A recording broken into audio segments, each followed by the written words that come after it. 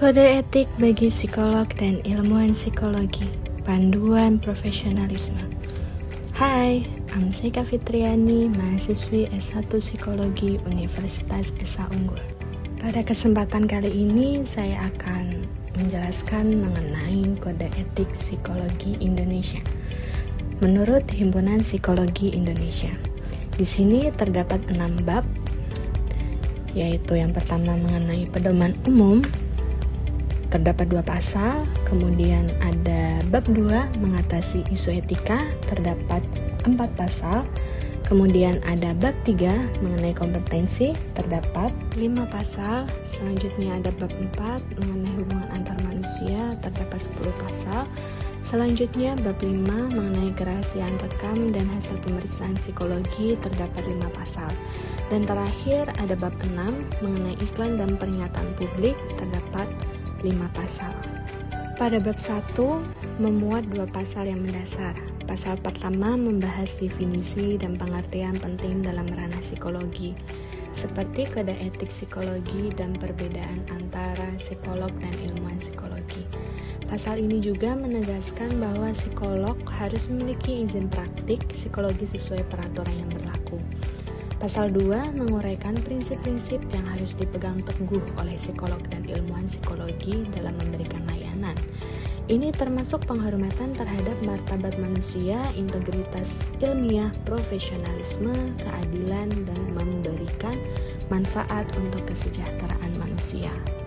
Pada bab 2, ini mengatur tata cara penanganan isu etika dalam profesi psikologi. Majelis Psikologi Indonesia memiliki peran penting dalam memberikan pertimbangan etis, normatif, dan keorganisasian kepada anggota psikologi. Mereka juga bertanggung jawab dalam menyelesaikan masalah pelanggaran kode etik psikologi.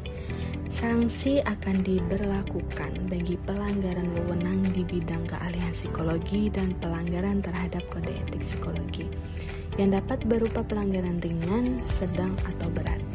Proses penyelesaian konflik etika juga dijelaskan, termasuk langkah-langkah untuk menangani konflik yang mungkin timbul antara tanggung jawab etika dan peraturan hukum.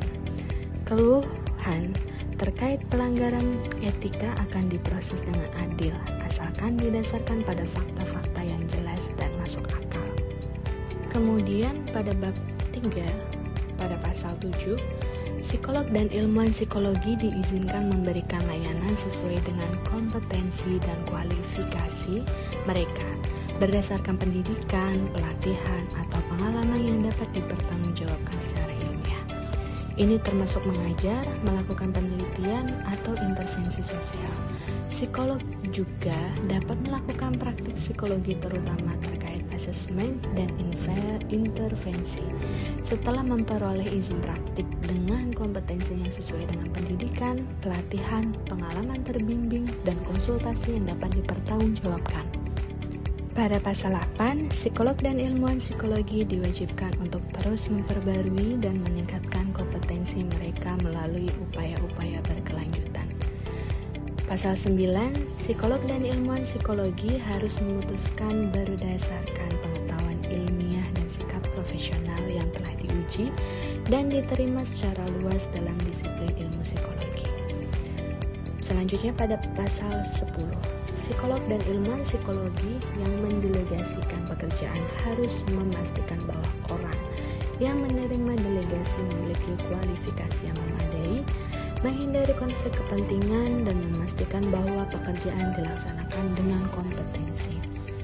Pasal 11, psikolog dan ilmuwan psikologi harus menyadari bahwa masalah dan konflik pribadi mereka dapat mempengaruhi kinerja mereka.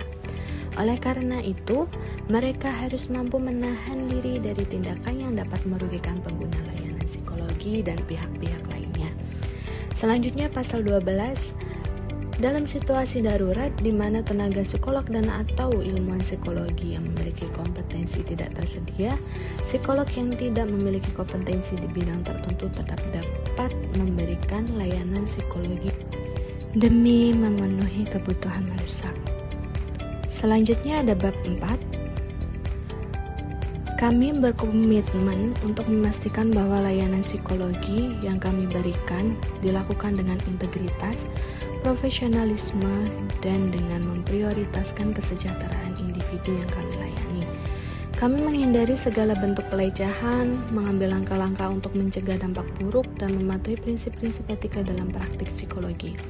Kami juga menghargai hubungan dengan sesama profesi dan profesi lain, dan memastikan bahwa setiap proses melibatkan informed consent dari individu yang terlibat. Kami bersedia melakukan pengalihan atau penghentian layanan dengan pertimbangan matang untuk kebaikan semua pihak terlibat. Dalam bab 5 ini, terdapat pasal-pasal yang mengatur mengenai rekam psikologi, kerahasiaan data, diskusi batasan kerahasiaan data, pengungkapan rahasia data, dan pemanfaatan informasi hasil pemeriksaan psikologi. Pasal-pasal ini bertujuan untuk menjaga privasi dan keamanan data klien atau pengguna layanan psikolog. Psikolog dan atau ilmuwan psikologi wajib mematuhi aturan-aturan yang telah ditetapkan untuk memastikan bahwa data tersebut digunakan dengan etika dan profesionalisme yang tinggi. Hal ini dilakukan untuk melindungi kepentingan dan kesejahteraan orang yang mengalami pemeriksaan. Selanjutnya pada bab 6. Dalam konteks iklan dan pernyataan publik, psikolog dan atau ilmuwan psikologi diwajibkan untuk memberikan informasi dengan kebijakan, kejujuran, dan ketelitian untuk memastikan pemahaman yang benar oleh masyarakat. Pernyataan tersebut harus didasarkan pada kepentingan umum dan prinsip ilmiah, serta tidak boleh bertentangan dengan kode etik psikologi. Selain itu, ketika melibatkan orang atau pihak lain dalam pernyataan publik, tanggung jawab profesional tetap berada di tangan psikolog dan atau ilmuwan psikologi. Mereka juga harus mencegah pihak lain dari memberi pernyataan yang dapat dianggap penipuan terkait jasa layanan psikologi. Dalam memberikan informasi terkait program pendidikan non-gelar, psikolog dan atau ilmu psikologi harus memastikan bahwa informasi yang diberikan akurat dan sesuai dengan tujuan, kemampuan, instruktur, supervisor, dan biaya terkait. Saat memberikan keterangan pada publik melalui media cetak atau elektronik, psikolog dan atau ilmuwan psikologi harus memastikan bahwa pernyataan tersebut konsisten dengan kode etik, didasarkan pada pengetahuan dan pendidikan profesional, mempertimbangkan asas praduga tak bersalah, dan memperhatikan batasan kerahasiaan. Terakhir, dalam menjelaskan kemampuan atau keahliannya, psikolog dan atau ilmuwan psikologi harus bersikap jujur, wajar, dan bijaksana, menghindari memberikan deskripsi yang berlebihan untuk menghindari kekeliruan. Sekian dari penjelasan saya. Terima kasih sudah menyimak.